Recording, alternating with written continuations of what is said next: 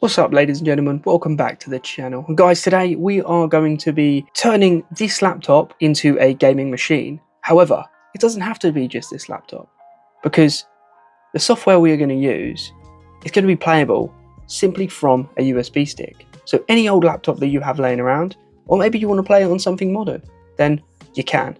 And we're going to do that with Batocera, and I'm going to run through exactly how you would install that, put it on the laptop, transfer all the games across as well. So make sure you keep watching if you are interested in that, and everything is going to be powered from this. So let's get into it. So first things first, we're going to go to Batocera because we need to set up the software. So it's batocera.org. Click that right there and you'll be taken through to the install page. Click the Get Batocera, and they do so many softwares for all different hardware systems here. You can see on their website the amount that they do.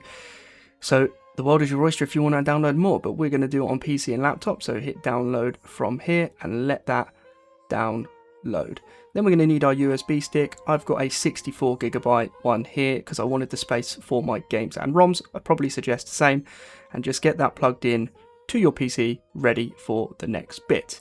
The next bit, we are going to be using a system called Rufus, and we need to write that image of Batocera that we've just had onto that USB stick. Rufus can be downloaded straight from the marketplace. Select your image right there, and just make sure when you go back to Rufus that your USB is selected in that top line for device. And that's pretty much it. You are ready to start going. Just be warned, it will delete everything on that USB, so make sure nothing's on there. It will be gone. Now, double check, it's named itself Batocera. You can see all the boot devices there. Now make sure it is ejected and you can take it out of your PC. Next, there's me waving and the USB stick. Why does it never go in the first time round? You always have to turn it over. We always get it wrong. But plug it in. Boot up your laptop, make sure it's completely shut down, and then you're going to tap the button for your boot menu. It will probably change per laptop. You can hear we're in the boot menu, and then we can now select our USB device and let Batocera do its thing. This might take a while. You can see it building all the partitions as it loads and goes through all of the setup stages. It's basically creating a bootable device completely and setting itself up on that USB stick, and there is Batocera. I'm probably butchering the name, but here we go.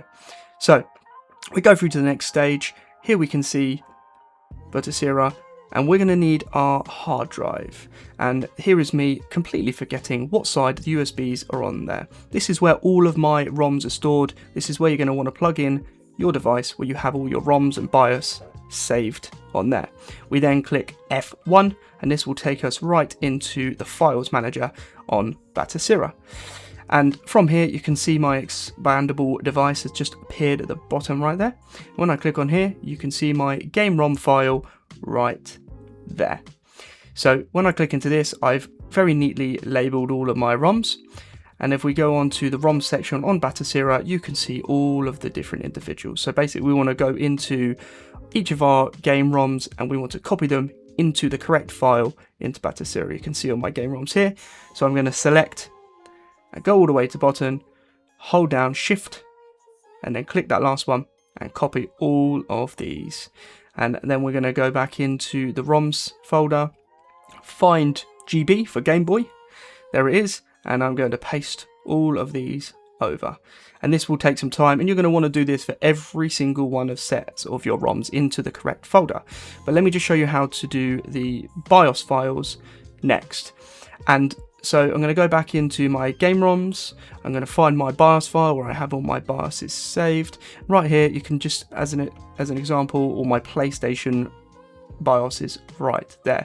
And don't do what I do next. I click the wrong button and paste it in the wrong place. You don't want to click it in ROMs. You want to go to the share file and then go to the BIOS files and paste your BIOS into the correct folders there. Don't do me, be smart. And once you have done this and you continue to copy all of these over, we are ready to then connect a controller, as it is so much easier to go through and navigate the menus. So hit the spacebar and you'll go through and use the arrow keys to go and select connect controller and controller and Bluetooth settings.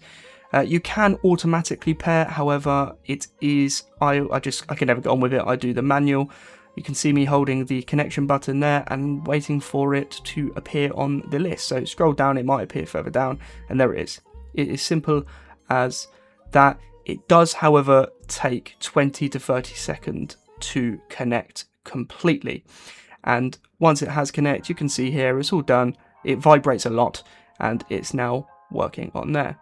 And once the controller is fully connected, you're free to go and have a look through all of your games. So have a quick run here, just make sure that they are there and have transferred over from your files. And you can see there, PSP, the PlayStation 1 obviously didn't appear for me at the time because I didn't put the BIOS in the right place. I figured this out later on down the line. You can see the games there. I haven't copied all my games over just for speed and showing you this tutorial. However, they are there ready to play. There's so many themes and stuff as well within that menu section. Have a play, you'll enjoy it. And here we are with Frogger as well. But these are all working now, and to be fair, I have a more powerful laptop. This is a gaming laptop. It has a 60M GPU, which is far good enough for these games.